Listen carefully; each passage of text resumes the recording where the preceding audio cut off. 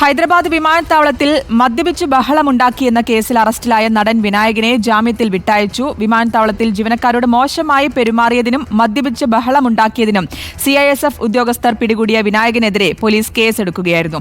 സുരക്ഷാ ജീവനക്കാർ മർദ്ദിച്ചെന്ന് വിനായകനും പരാതി നൽകിയിട്ടുണ്ട്. സൈഫു നിസാലിയാറാണ് വിശദാംശം നൽകാൻ ചേർന്നത്.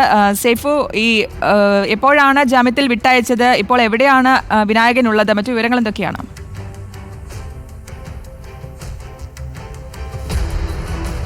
ശ്രുതി, വിനായകനെ ഇപ്പോഴും നമുക്ക് ബന്ധപ്പെടാൻ സാധിച്ചിട്ടില്ല. പക്ഷേ വിനായകനെ ജാമ്യത്തിൽ വിട്ടു എന്നാണ് അറിയാൻ സാധിക്കുന്നത്. ഇന്നലെ ഉച്ചയോടുകൂടി 12:30-ക്കുള്ള ഇൻഡിഗോ വിമാനത്തിലാണ് കൊച്ചി അന്താരാഷ്ട്ര വിമാനത്താവളത്തിൽ നിന്ന് ഹൈദരാബാദ് വഴി ഗോവയിലേക്കുള്ള ടിക്കറ്റ് വിനായകൻ എടുത്തത്.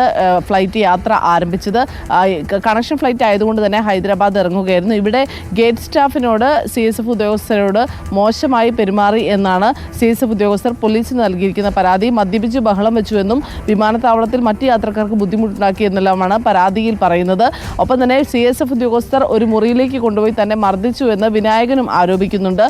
എന്തായാലും വൈകിട്ടോടുകൂടി, അതായത് ഒരു 3 മണിയോടുകൂടിയാണ് CSF ഉദ്യോഗസ്ഥരുടെ കസ്റ്റഡിയിലേക്ക് വിനായകൻ എടുക്കുന്നത്. അതിനുശേഷം വൈകിട്ടോടുകൂടി ഹൈദരാബാദ് വിമാനത്താവള പോലീസ് എത്തുകയും അവർക്ക് കൈമാറുകയും ചെയ്തു. പിന്നീട് 8 മണിക്കൂറോളം വിനായകൻ കസ്റ്റഡിയിലായിരുന്നു. രാത്രി 11 മണിക്ക് ശേഷമാണ് വിനായകനെ ജാമ്യത്തിൽ വിട്ടത്. ഇതിനിടെ കേസ് രജിസ്റ്റർ ചെയ്തു. കേസ് പ്രധാനമായും എടുത്തിരിക്കുന്നത് മദ്യപിച്ച് ബഹളമുണ്ടാക്കിയതിനും പൊതുസ്ഥലത്ത് ബഹളമുണ്ടാക്കിയതിനും മറ്റ് യാത്രക്കാർക്ക് ബുദ്ധിമുട്ടുണ്ടാക്കിയെന്നെല്ലാമാണ് കേസ് എടുത്തിരിക്കുന്നത്. സ്റ്റേഷൻ ജാമ്യം കിട്ടാവുന്ന കേസായതിനാൽ 1 മണിക്കൂറിന് ശേഷം വിനായകനെ ജാമ്യത്തിൽ വിടുകയായിരുന്നു. കുറച്ച് ഏറെക്കാലമായി ഇപ്പോൾ വിനായകൻ ഗോവയിലാണ് താമസം. ഒരു സ്വകാര്യ ആവശ്യത്തിനായി കൊച്ചിയിൽ വന്ന ശേഷം ഇന്നലെ തിരിച്ചു പോയതാണെന്നാണ് അറിയാൻ സാധിക്കുന്നത്. നിലവിൽ വിനായകൻ ഹൈദരാബാദിൽ നിന്ന് ഗോവയിലേക്ക് പുറപ്പെട്ടോ എന്നതിൽ വ്യക്തതയില്ല. ശരി, നടൻ വിനായകന് ജാമ്യത്തിൽ വിട്ടു എന്ന വാർത്തയാണ് ഇപ്പോൾ സൈഫു നിസാലിയാർ പങ്കുവച്ചത്.